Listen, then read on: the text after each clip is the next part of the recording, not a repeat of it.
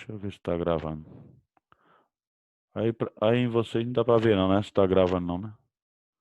Deixa eu interromper, aí eu Tá volto. gravando sim, professor. Aparece um íconezinho aqui pra gente. Ah, beleza, eu tô vendo aqui. Tranquilo, deixa eu compartilhar de novo.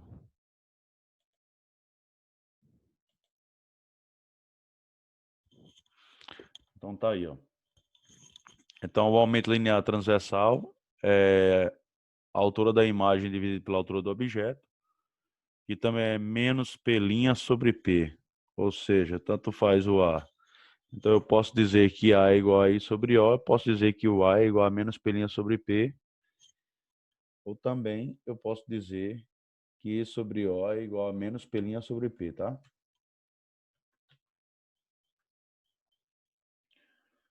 E a distância focal, como vocês estão vendo, é metade do raio, né? Ou seja, o raio é o dobro da distância focal.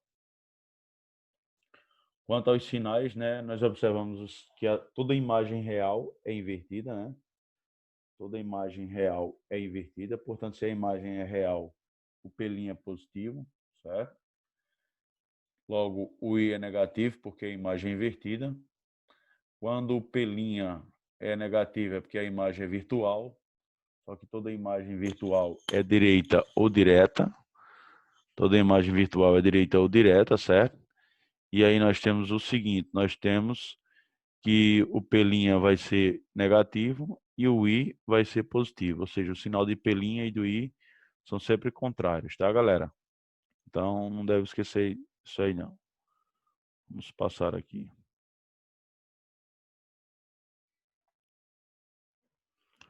Pronto, tá aqui. Aí refração da luz é a última partezinha do material aí para a gente passar para as questões. Então, o que é refração? Refração é um fenômeno em que a luz ela muda de meio, tá? Então, por exemplo, a luz estava no ar, passou para a água, então ela mudou de meio. Então, a refração é um fenômeno físico em que a luz muda de meio, ok? Então, essa incidência aí é uma incidência perpendicular. Como ela é uma incidência perpendicular, a luz não sofre desvio. Então, ela entra perpendicular e ela fica na água perpendicular, certo? Então, nesse caso, a velocidade no ar é menor que a velocidade na água. Por quê? Porque a água tem maior resistência. As partículas da água, elas estão mais conectadas uma na outra do que as partículas do ar. Então, isso significa que a luz no ar, a sua velocidade diminui em relação ao vácuo, mas não diminui tanto. Já na água vai diminuir bastante, devido às partículas da água estarem muito conectadas umas na outra, certo? Tudo bem, gente? Então aí, ó, nós temos agora uma incidência oblíqua. Uma incidência oblíqua é aquela inclinada, ó, que é esse caso aqui em cima. Então nós temos uma incidência oblíqua, ou seja, inclinada. Quando a incidência ela é oblíqua, se ela sair do meio de menor resistência para o de maior resistência, que é o caso do ar para a água, o raio de luz ele vai se aproximar da reta normal, que a gente vai ver um pouquinho mais na frente. Daqui a pouco eu falo sobre isso. Então, ó, vamos falar sobre índice de refração. O índice de refração vai medir a resistência do meio. Só que para medir a resistência do meio, ele vai comparar com regiões que não tem matéria, que é o caso do vácuo. Ou seja, entre a Terra e o Sol, quando o raio está vindo de lá para cá, então ele não encontra resistência. Então a luz não encontra resistência. Então significa que ela tem o máximo de valor possível na sua velocidade. Já quando ela chega na atmosfera, ela encontra aí uma certa resistência. Então a sua velocidade vai diminuir um pouco. E quando ela chegar na água, a sua velocidade vai diminuir bastante, porque a água, as partículas estão bem conectadas uma na outra. Então, quando nós temos uma comparação da velocidade da luz no vácuo com a velocidade no meio, nós temos o índice de refração chamado aí de absoluto. Então, o índice de refração ele é absoluto quando nós comparamos um meio com o ar. Desculpa, um meio com o vácuo. Então, quando a gente compara qualquer meio com o vácuo, estamos fazendo aí um índice de refração absoluto. Beleza, galera? Então, esse C na fórmula é a velocidade da luz no vácuo. E esse V é a velocidade da luz no meio, tá? Lembrando que o N é o índice de refração. Como em cima é velocidade, embaixo é velocidade, então ele não tem unidade, certo? Não vai ter unidade aí o índice de refração, ok? E ele também vai depender da frequência da luz, né? Ele vai depender da frequência da luz. Quanto maior a frequência, maior o índice de refração. Quanto menor a frequência, menor o índice de refração. Eles são diretamente proporcionais. Substituindo aí o índice de refração relativo, que é o oposto do índice de refração absoluto, enquanto o relativo você compara um meio com o vácuo, o índice de refração relativo você vai comparar um meio com o meio. Tipo assim, água com ar, água com vidro, vidro com glicerina. Ou seja, quando você compara meio com meio, o índice de refração ele é chamado relativo. Beleza? Então, aqui nós temos o N1, 2. Quem é o N1, 2? É o índice de refração do meio 1 dividido pelo índice de refração do meio 2. Ou velocidade do meio 2 dividido pela velocidade do meio 1. As velocidades elas estão invertidas porque na fórmula está invertido também, na fórmula de cima. Então, por isso que aqui vai inverter. Então, eu tenho N1 sobre N2, então vai ficar V2 sobre V1. Então, é a mesma coisa para você fazer o cálculo aí do índice de refração, tá, gente? Tudo bem? Então, vamos lá, passando. Qualquer dúvida vocês digam que eu volto, viu? As leis da refração aí, ó. Na refração nós temos duas leis, certo? A primeira é o raio incidente, que é esse raio aqui, ó. O raio incidente, o raio refratado, que é esse que entrou na água, e a reta normal, eles são coplanares, ou seja, eles estão no mesmo plano. Ou seja, a primeira lei da refração é a mesma primeira lei da reflexão que nós já vimos, já estudamos antes, lá no início de espelhos. Então, é a mesma lei. Então, a primeira lei da refração é a mesma primeira lei da reflexão. E a segunda lei é chamada de lei de Snell, que é essa aqui, ó. Então, o ângulo de incidência, o N1, que é o índice de refração no meio 1, vezes o seno do ângulo de incidência, igual ao índice de refração no meio 2, vezes o seno do ângulo de refração. Esse θ2 é o ângulo de refração, certo? Então, está aqui a aplicação dele. Ó. A gente observa o seguinte, ó. Se nós observarmos, essa luz está vindo do ar para a água. Então, está vindo do maior para o menor. Toda vez que ela ir, do menor para o maior, toda vez que ela vir do menor para o maior, o raio de luz, quando passar para o maior, ele vai se aproximar da reta normal, que é essa reta aqui na vertical, ó, essa reta pontilhada, certo? Então, não esqueçam isso. Toda vez que o raio de luz ele passar do meio de menor resistência para maior resistência, ou seja, do menos refringente para o mais refringente, o raio de luz se aproxima da normal.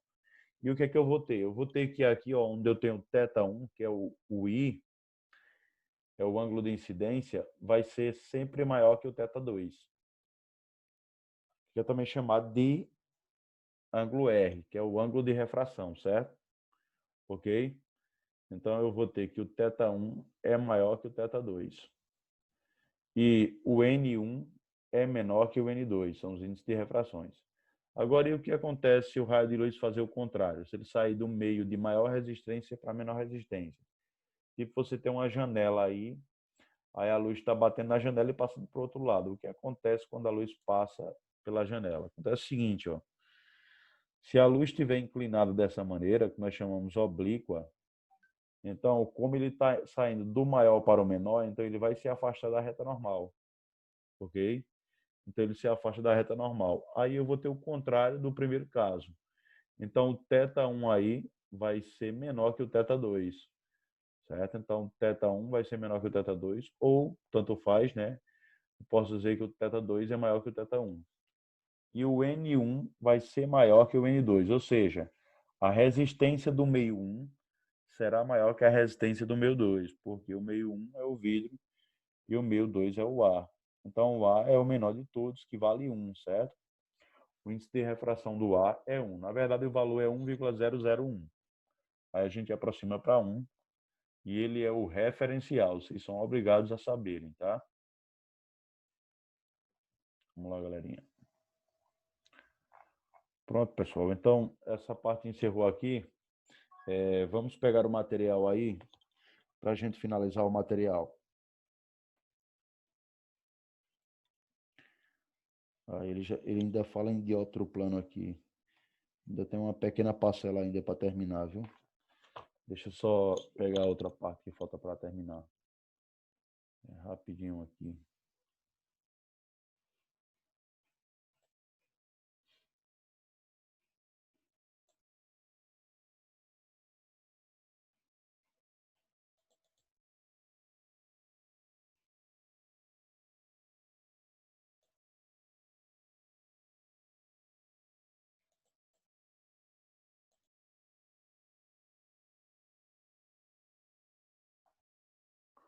Então tá aqui, gente. Essa reflexão total. Ó. Quando é que nós temos reflexão total? Vamos entender aqui. Olha, lá onde nós chamamos de θ1, ó, ele pode ser chamado também de I, esse I pequenozinho aqui. Ó. Então, olhem a figura aí do seu lado direito. Então, veja que o raio de luz ele vem do menor para o maior, porque ele vem do A para a água. Então, se ele está passando do A para a água, então ele está passando do menor para o maior. Então, ele se aproxima da reta normal. Ó. E aqui dentro da água, com a reta normal aqui, que é essa na vertical, você tem aí o ângulo de refração, certo? Então, o I é maior que R, né? E o NU do ar é menor que o N da água. Quando isso acontece, nós temos ocorrendo ao mesmo tempo 3 fenômenos. Nós temos que está ocorrendo a reflexão, tá aqui, ó, a refração e a absorção. Então, toda vez, galera, que o raio de luz sair do menor para o maior, você vai ter 3 fenômenos, que são reflexão, refração e absorção, beleza? Então, reflexão é o raio bater e voltar, refração é o raio bater e entrar na água, e a absorção é esquentar a região onde a luz bateu. Ok? Agora aqui, ó, vamos para a primeira possibilidade nesse segundo caso. Nesse caso aqui, o raio de luz vai sair do meio de maior resistência para menor resistência. Quando isso acontece, a velocidade aumenta. Então, quando você sai da maior resistência para a menor resistência, a velocidade aumenta. Nessa possibilidade anterior é o contrário. Aqui, quando o raio de luz sai do ar para a água, a sua velocidade diminui, porque ele saiu de um meio de menor resistência para maior resistência. Então, a velocidade, quando ele entra na água, diminui. Aqui é o contrário. Você tem um raio que está na água, ele está saindo e ele vai para o ar. Então, ele se afasta da reta normal. Está aqui a reta normal. Você tem aqui o ângulo de incidência. Aqui você tem que o I é menor que o L. Quem é esse L, professor?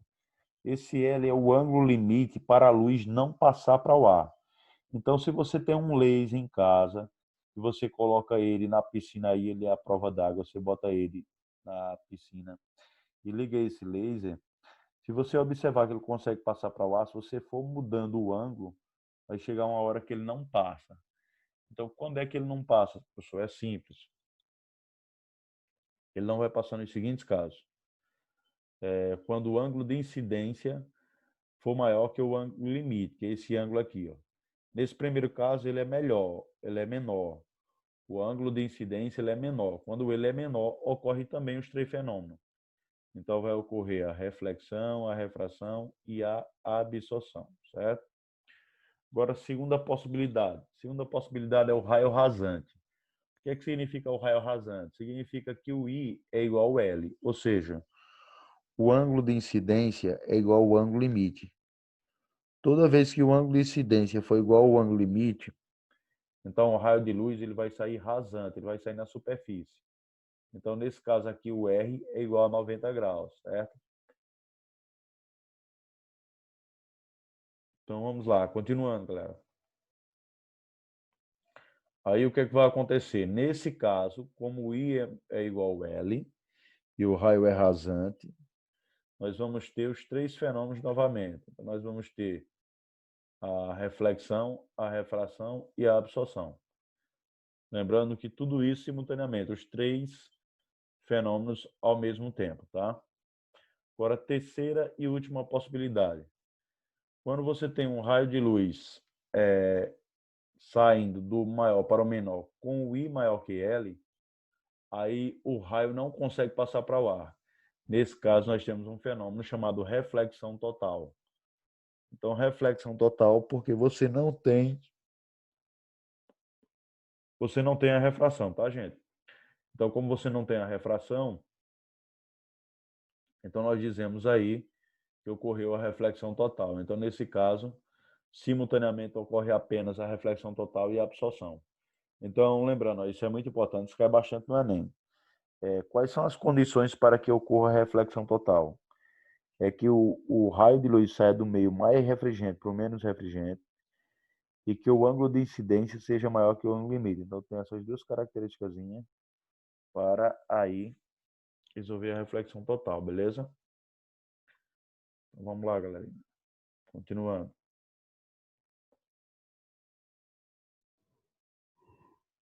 Dióptero plano. Gente, quando vocês chegam numa piscina, na borda de uma piscina, e vocês olham para a água da piscina, vocês enxergam o fundo da piscina um pouco mais para cima. Então, na verdade, o que vocês estão enxergando é a imagem do fundo da piscina. Nós chamamos de imagem aparente, certo? Do fundo da piscina. Na verdade, ela é um pouco mais profundo do que você está vendo. Então, isso acontece porque a imagem ela está deslocada para cima. Então, isso é chamado de dióptero plano. Di quer dizer dois, né? E plano significa você tem dois planos aí. Então, no dióptero, nós vamos observar o seguinte, ó. Aqui eu tenho um raio de luz. Eu tenho um raio de luz e esse raio de luz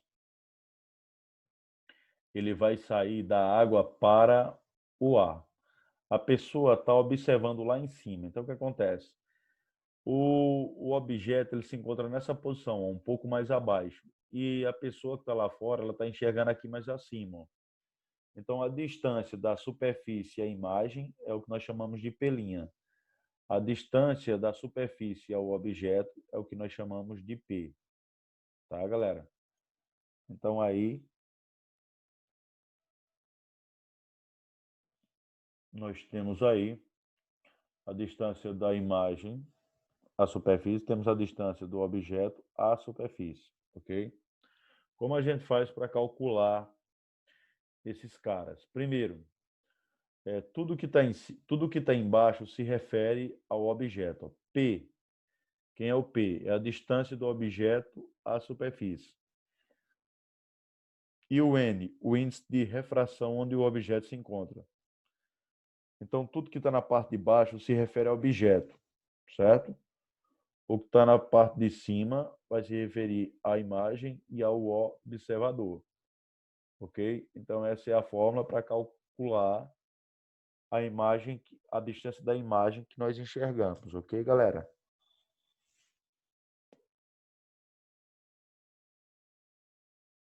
Você deve se perguntar, professor, se estiver no contrário, se o observador estiver na água. Se o observador estiver na água, você vai enxergar um pouquinho mais para cima. Então, ó, por exemplo, porque o peixe, quando ele está na água e a ave dá o bote em cima do peixe, não dá tempo do peixe escapar. Então, não dá tempo do peixe escapar, porque o peixe enxerga a ave sempre um pouco mais acima. Então, veja que o objeto está nessa posição aqui, ó, e o observador enxerga o objeto um pouco mais acima, que é justamente a sua imagem. Então, só lembrando, a distância do objeto à superfície da água é o P, a distância da imagem é o P'. Passando aí, galerinha.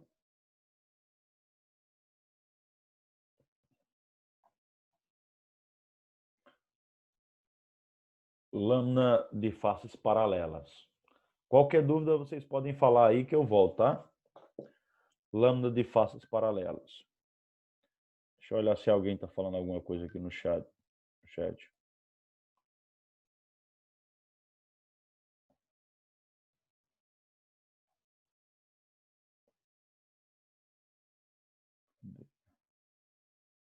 Vou interromper só um minutinho para olhar se a galera tá falando alguma coisa no bate-papo. Eu tenho de outro plano, não entendi. Beleza.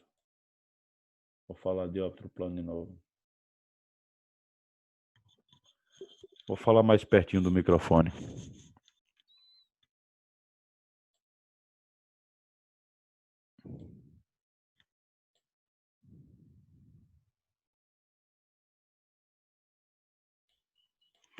Beleza, vamos voltar para o de outro plano.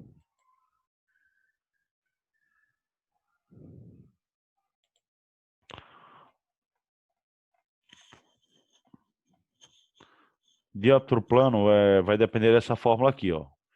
P' sobre P igual N observador dividido por N objeto. Então, o que acontece? Quando o índio ele vai pescar e ele vê o peixe, na verdade ele não está enxergando o peixe, ele está enxergando a imagem do peixe. Por que isso acontece? Acontece que a luz que sai lá do peixe e vem até o olho do índio, ela sofre um desvio quando ela passa para o ar. Então, esse desvio provoca com que ele enxergue a imagem um pouco mais para cima. Então, quando ele olha para o peixe, ele não está enxergando o peixe, está enxergando a imagem do peixe. Então, para ele acertar o peixe, ele tem que jogar a lança um pouquinho mais para baixo, tá? Porque essa ali não é a posição que realmente o peixe se encontra, devido ao desvio que ele sofre quando a luz passa para o ar, tá? E aí, para você calcular o índice de refração no meio, calcular distância até a imagem, distância até o objeto, vai ter que lembrar da fórmula do P'.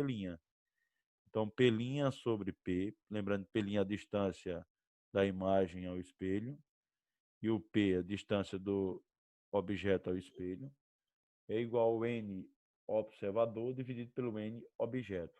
Então, é simplesmente isso aí, essa formulazinha. Então, quando ele está no ar, quando o observador está no ar, ele enxerga a imagem um pouco mais para cima, na água. Quando ele está dentro da água, ele enxerga um pouco mais distante a imagem em relação à superfície. Então, é só vocês lembrarem disso. A gente vai resolver questões daqui a pouco, certo, gente? Eu vou só... Eita, completou 30 minutos agora. Eu vou encerrar e começar outra aula, tá? Vou encerrar rapidinho essa aula e começar outra. Só um minutinho, tá, galera?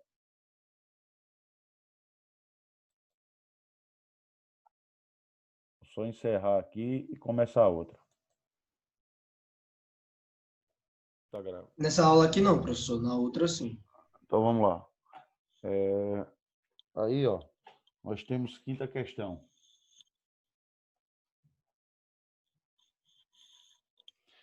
A quinta questão vai dizer: a foto a seguir mostra um dentista examinando uma paciente por meio de um pequeno espelho esférico conhecido popularmente como espelho de dentista. O profissional utiliza o instrumento para observar o estado do dente do paciente. Aí ele diz: com base em seus conhecimentos físicos, julgue as afirmativas que seguem. Então, aí tem 1 sobre F é igual a 1 sobre P mais 1 sobre P'. Então, essa aí é equação de Gauss, né? Também chamada de equação gaussiana. Galera, como ele quer aumentar a imagem, então ele tem que usar um espelho côncavo. Porque o espelho convexo, a imagem é sempre menor. Então, a dentista ela quer aumentar a imagem do nosso dente, para ela enxergar melhor as imperfeições que tem lá, né? O dente que está com cárie. Então, o que acontece? Ela tem que utilizar um espelho côncavo. Então, vamos ver se diz isso aí. A primeira diz assim, ó. A principal função desse tipo de espelho é ampliar o campo visual. Falso. Quem amplia o campo visual é o espelho convexo. Então é falso. Se você quiser, você pode puxar uma setinha aí e puxar uma setinha na frente onde tem campo visual e colocar. Quem amplia o campo visual é o espelho convexo. O espelho utilizado por dentistas são espelhos côncavos. Então, o primeiro aí é falso, tá, gente? O primeiro é falso. Vamos para o segundo. O segundo diz assim, ó. Se o objeto for posicionado no foco principal do espelho, a imagem será real. Então, isso aí é falso. Se colocar ele, se o objeto ficar no foco, a imagem é chamada imprópria. Então, a gente estudou isso aí, né? Viu que quando estava à esquerda do centro era real, invertido e menor. No centro, real, invertido e igual. Entre o centro e o foco, real, invertido e maior. No foco, imprópria. E entre o foco e o vértice, virtual, direita e maior. Então, tá falso aí. Então, aí o correto seria imprópria. Então, ó, se o objeto for posicionado no foco principal do espelho, a imagem será real. Então, onde tem imagem real, você circula a palavra real, puxa uma setinha e bota imprópria. A imagem será imprópria, então é falso também. Então, aqui é falso também. Próximo. O próximo diz assim, ó. Esse modelo de espelho pode ser utilizado para refletir a luz de um objeto luminoso, pois possui o comportamento convergente. Verdade. O espelho côncavo possui comportamento convergente. Verdade. Aí ele diz, iluminando assim áreas da boca com a formação de sombras, com as regiões voltadas para a garganta. Totalmente verdadeiro. Então, essa aqui é verdadeiro. Então, todas essas características que ele deu aí se refere a um espelho côncavo, certo? Então, o espelho côncavo é aquele que aumenta o tamanho do objeto, né? Aumenta o tamanho do objeto. Você vai ter uma imagem virtual direita e maior aí, porque ele quer que o dente, que é o objeto, no caso aí, fique entre o foco e o vértice. Então, totalmente verdadeiro. Qualquer dúvida, diga aí, viu? Deixa eu botar o chat aqui para observar se alguém fala alguma coisa.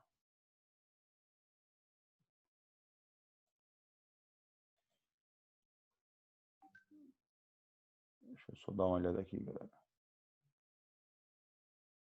Eu acredito que ninguém falou nada, não. Vamos lá.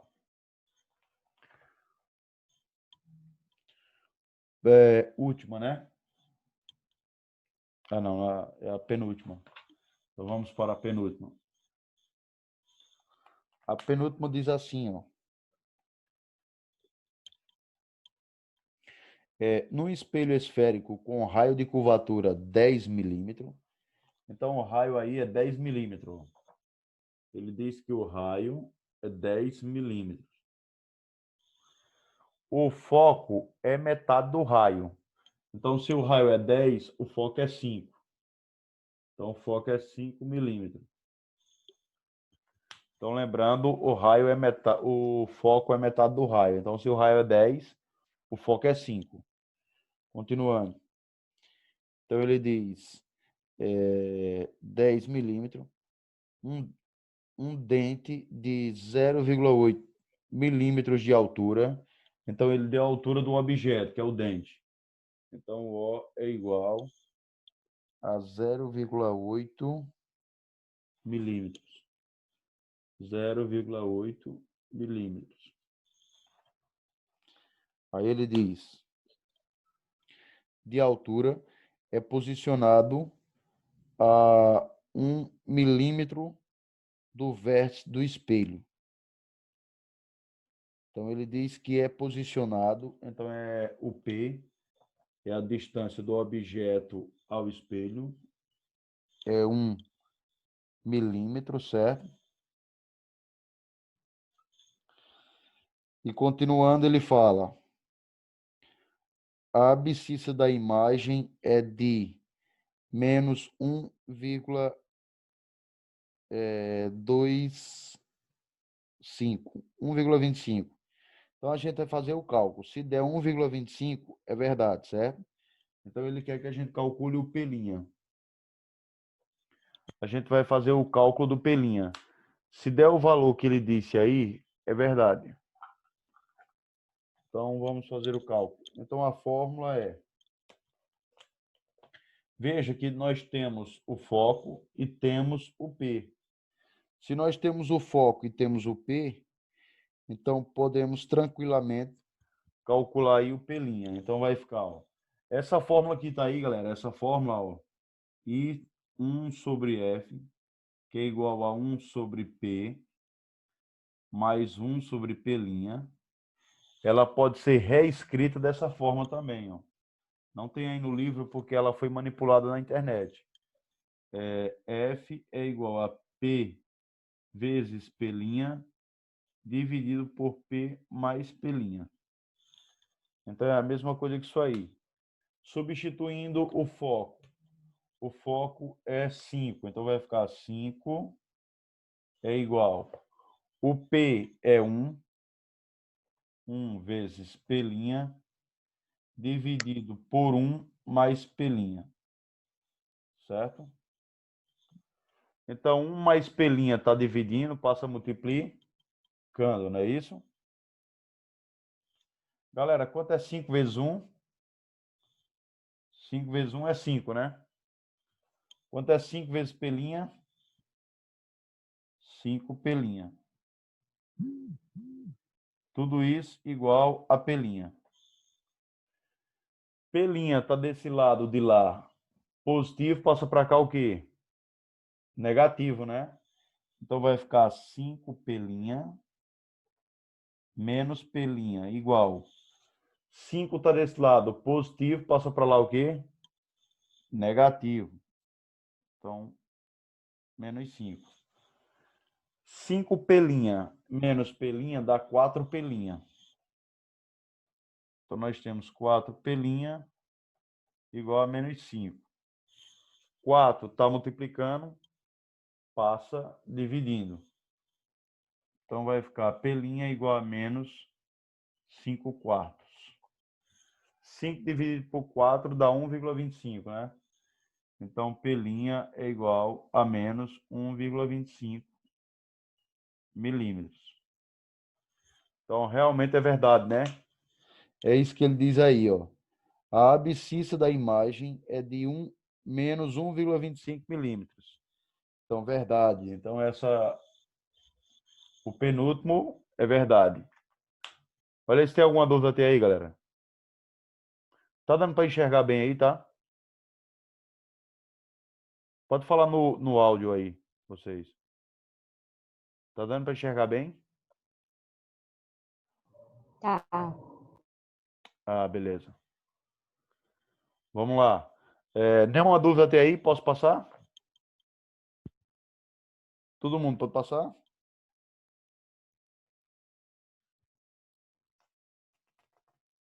Tranquilo, né? Beleza, então vamos para a próxima. A próxima diz assim, ó. Para o dente posicionado entre o vértice e o foco, se o dente está entre o vértice e o foco, então a imagem é virtual, direita e maior, né? Lembrando que direita pode ser chamada também de direta. Então, se ele está posicionado entre o vértice e o foco principal desse espelho, temos para um objeto real uma imagem de natureza virtual, orientação direita e maior que o objeto. Totalmente verdadeiro. Então, tudo que eu acabei de falar, ele acabou de falar de novo aí. Então, verdade esse último. Então, os 2 primeiros são falsos e os 3 últimos são verdadeiros. Acabou aí a quinta questão. Olha se tem alguma dúvida aí na quinta.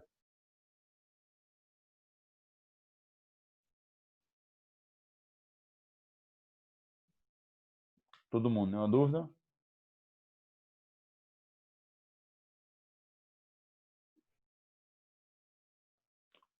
Nenhuma dúvida, gente? Pode passar? Então, beleza, vamos para a sexta.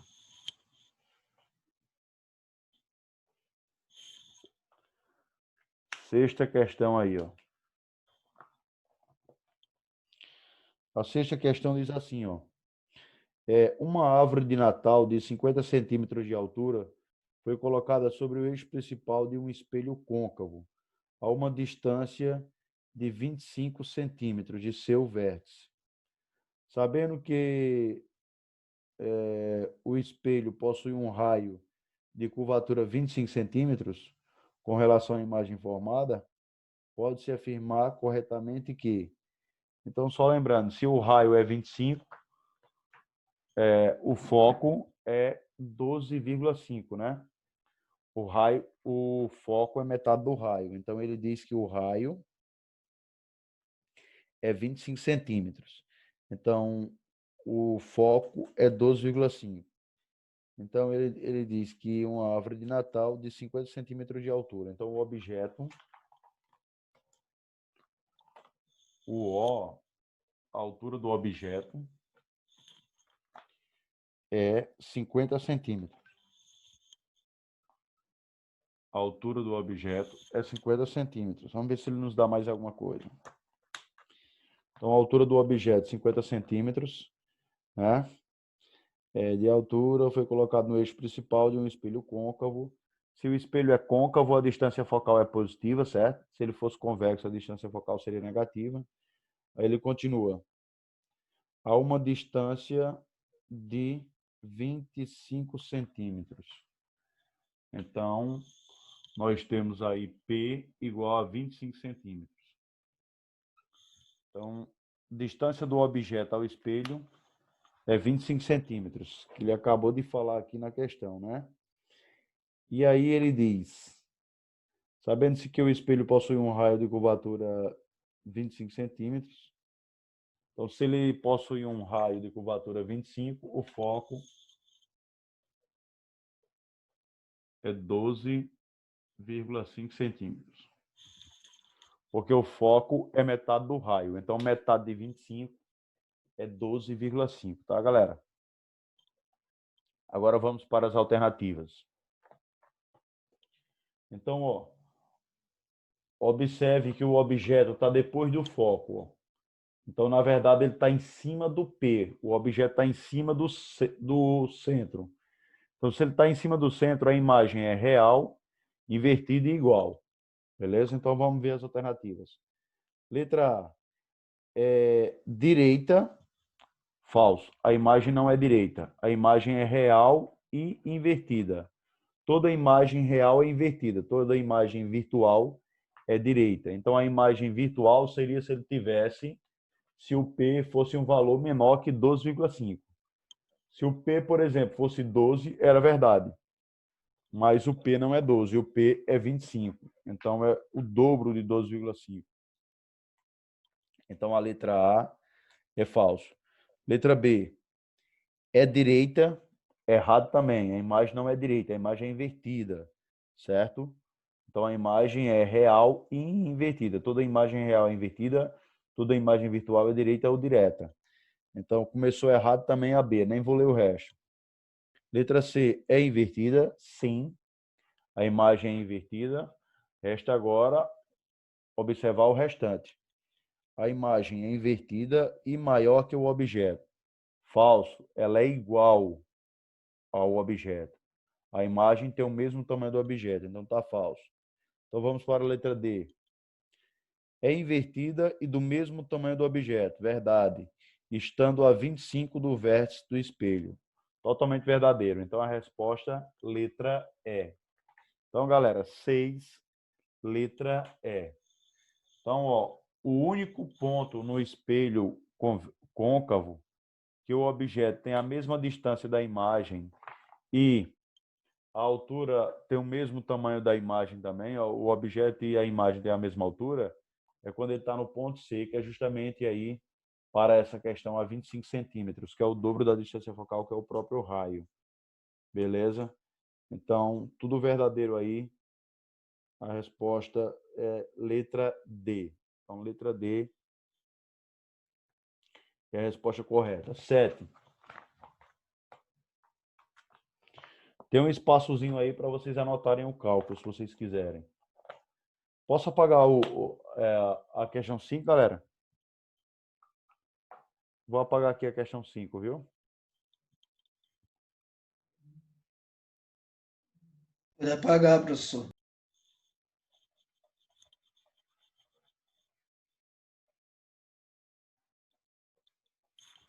Galera, já passamos 5 minutos da aula, viu? Eu vou encerrar rapidinho porque tem aula na outra turma, tá? Deixa eu fazer a chamada aqui rapidinho. É 35, 10.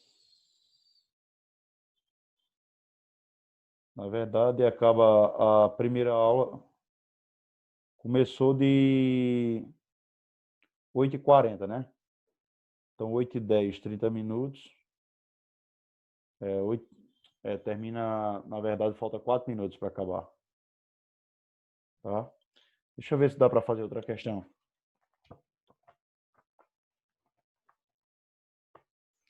Dá para fazer outra questão. 7, vamos para 7. A 7 diz assim, ó. Um objeto foi colocado entre duas posições à frente de um espelho côncavo. Se o espelho é côncavo, então a distância focal é positiva, certo? Aí ele continua. De 10 centímetros de foco. Aí ele diz, a imagem de um objeto conjugado pelo espelho, quando colocado na primeira posição, foi invertida com ampliação de 0,2. Toda imagem invertida, ela é real. Se toda real é invertida, toda invertida é real, né? Então, ela é invertida com ampliação de 0,2. E quando colocado na segunda posição, foi direita. Então, se a imagem é direita, significa que ela é virtual, ok? E maior. Então, ele diz que a imagem é direita com ampliação de 5. Considerando o exposto e utilizando o referencial e equações de Gauss, assinale a alternativa correta que completa as lacunas da frase a seguir. A imagem conjugada do objeto na primeira posição é. Então, a imagem é real e invertida, né? Então, real menor, certo? Verdade. Real e menor. Então, está corretíssimo aí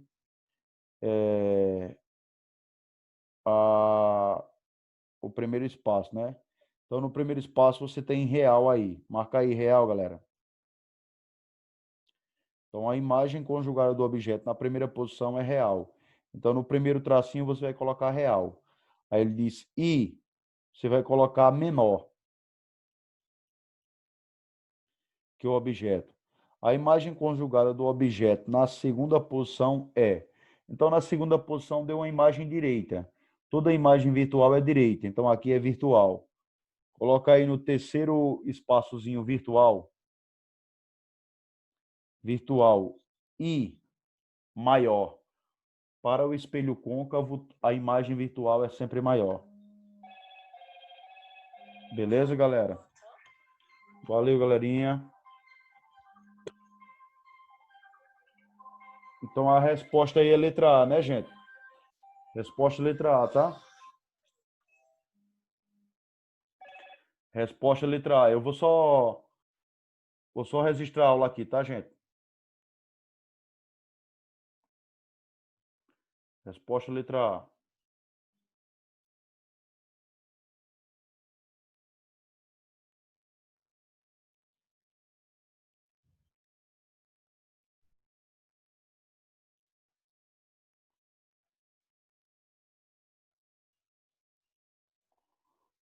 Pronto, galera, pode sair da sala, viu? Já resisti a aula, pode sair da sala.